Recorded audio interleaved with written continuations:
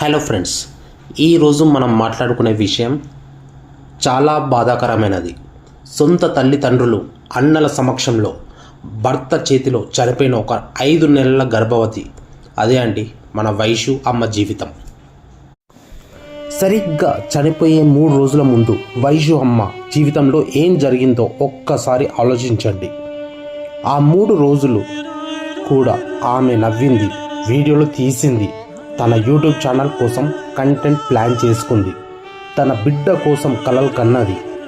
కానీ ఆమెకు తెలియదు, ఆమె చుట్టూ ఉన్న వ్యక్తి, తాను ప్రేమించి పెళ్లి చేసుకున్న వ్యక్తి, తన కడుపులో పెరుగుతున్న బిడ్డకు తండ్రి అయిన వ్యక్తి ఆమె జీవితంలోని చీకటి రూపంగా మారుతున్నాడని.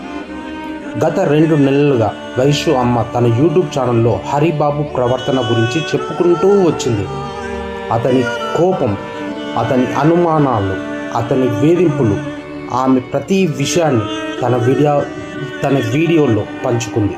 కానీ ఆమె చుట్టూ ఉన్నవాళ్ళు, ఆమె ఫాలోవర్లు, ఆమె స్నేహితులు కూడా ఇవన్నీ ఒక ప్రాంక్ అనుకున్నారు.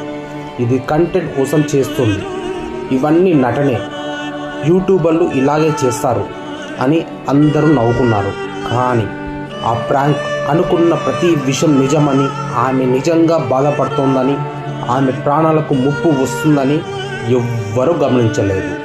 ఇంకా బాధాకరమైన విషయం ఏమిటంటే, ఆమె చనిపోయే రోజు, ఆమె చనిపోయే క్షణాల్లో పక్కనే గదిలో ఆమె అమ్మ, నాన్న ఉన్నారు. అవును, ఆమె తల్లిదండ్రులు ఆ ఇంట్లోనే ఉన్నారు. కానీ వారు కూడా ఆమెను కాపాడుకోలేకపోయారు. ఎందుకంటే ఆమె అరుపులు వినిపించలేదు, లేక విన్న సమయానికి చేరుకోలేకపోయారా, లేక ఆమె భర్త చేసే దారుణాన్ని వారు ఊహించలేకపోయారా? ఇవన్నీ ప్రశ్నలు మనల్ని కలిచివేస్తాయి. ఆమె చనిపోయే క్షణాల్లో ఎంత నరక యాతన అనుభవించి ఉంటుందో ఒక్కసారి ఆలోచించండి ఫ్రెండ్స్. తాను ప్రేమించి పెళ్లి చేసుకున్న వ్యక్తి, తన కడుపులో ఉన్న బిడ్డకు తండ్రి అయిన వ్యక్తి తనపై కత్తితో దాడి చేస్తున్నప్పుడు ఆమె మనసులో ఎన్ని జ్ఞాపకాలు మెదిలి ఉంటాయి.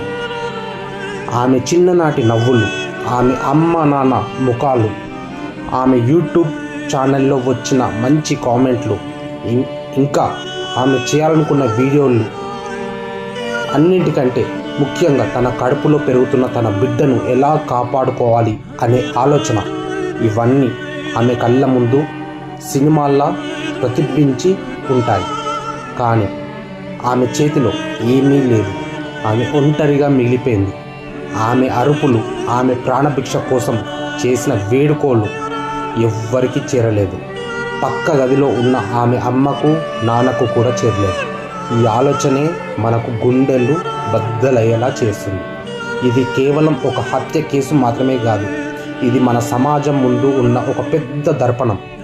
ఎంత దగ్గర ఉన్నా, ఎంత ప్రేమ ఉన్నా సమయానికి స్పందించకపోతే, సంకేతాలను గుర్తించకపోతే ఒక జీవితం ఇలా చేతుల్లోంచి జారిపోతుంది. అదే ఒక ఉదాహరణ.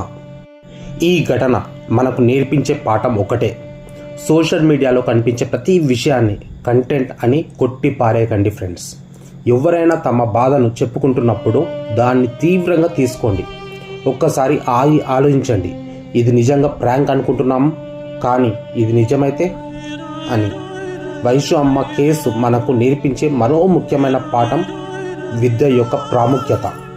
విద్య కేవలం ఉద్యోగం కోసం మాత్రమే కాదు, జీవితంలో సరైన నిర్ణయాలు తీసుకోవడానికి, మంచి చెడులను విశ్లేషించడానికి, సంబంధాల్లో సమస్యలు వచ్చినప్పుడు ఎలా ఎదుర్కోవాలో అర్థం చేసుకోవడానికి కూడా విద్య చాలా అవసరం.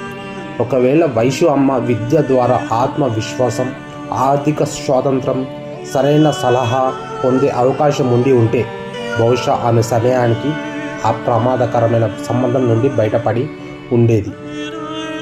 ఇక హరిబాబు ఎందుకు అలా మారాడు అనేది కూడా మనం అర్థం చేసుకోవాలి. అతనిలో కోపం, నియంత్రణ లోపం, ఆధిపత్యం నిలుపుకోవాలనే తపన, కట్నం పట్ల దురాశ, మానసిక అస్థిరత, ఇవన్నీ కలిసి అతన్ని ఒక దారుణానికి పాల్పడేలా చేశాయి. అతనికి చిన్నప్పటి నుంచి కోపాన్ని ఎలా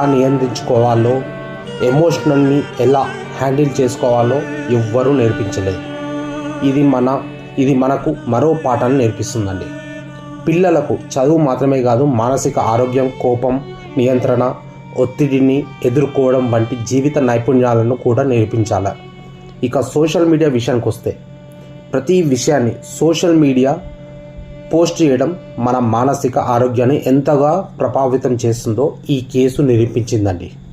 మన సంతోషాలు, బాధలు, కలహాలు, వ్యక్తిగత సమస్యలు ఇవన్నీ ప్రపంచాన్ని మొత్తానికి ప్రదర్శించడం వల్ల మన తాత్కాలిక గుర్తింపు వస్తుందని, దీర్ఘకాలంలో అది మన భద్రతకు, మన గౌరవానికి, మన మానసిక స్థిరత్వానికి ప్రమాదం కావచ్చు. ఇక సోషల్ మీడియా మన జీవితాన్ని ప్రదర్శించే వేదిక కాదు, అది మన జీవితంలో ఒక భాగం మాత్రమే. గోప్యతను కాపాడుకోవడం నేర్చుకోవాలి. ఎందుకంటే మీరు పోస్ట్ చేసిన ప్రతి విషయం మీ గురించి, మీ సంబంధాల గురించి, మీ బంధువుల గురించి ప్రపంచానికి సమాచారాన్ని వైష్ణవ అమ్మ మన సమాజంలో లేదు, కానీ ఆమె జీవితం నుండి మనం నేర్చుకునే పాఠాలు ఆమెకు నిజమైన నివాళిగా నిలవాలి. ఇకపై ఎవరి బాధను మనం ర్యాంక్ అని కొట్టి పారేయకూడదు, ఎవరి కన్నీళ్లను విస్మరించకూడదు. మన చుట్టూ ఉన్న వాళ్ళు ఎప్పటికైనా ప్రమాదం అనిపిస్తే సైలెంట్గా ఉండకూడదు. పక్క గదిలో ఉన్న, ఎదురుగా ఉన్న సందేహాన్ని స్పందించండి. ఒక మాట, ఒక ఫోన్ కాల్, ఒక సందేశం, ఇది ఒక జీవితాన్ని మార్చగలదు. ప్రతి జీవితం విలువైనది. మనం ప్రతి మనిషికి రెండో అవకాశం ఇవ్వాలి, కానీ ముందుగా ప్రమాదాన్ని గుర్తించే అవగాహన మనకు ఉండాలి. ఇదే నేర్చుకోవాల్సిన నిజమైన పాఠం. మన వైషు అమ్మని ఇలా చూడడానికి కారకులైన హరిబాబుని, వాళ్ళ అమ్మని, వాళ్ళ అన్నలని న్యాయ వ్యవస్థ సరైన తీర్పు ఇస్తుందని మన 2 తెలుగు రాష్ట్రాలు ఎదురు చూస్తున్నాయి. ఇది అండి ఈరోజు నేను చెప్పే ఒక సందేశాత్మక విషయం ఏంటంటే, చదువు, తెలివి, తల్లిదండ్రుల ముందు చూపు, బాధను తట్టుకునే శక్తి ప్రతి ఒక్కరూ కలిగి ఉండాలని కోరుకుంటున్నాను. జై హింద్ అండి. Thank you. Please subscribe my channel అండి. Have a great day. Bye.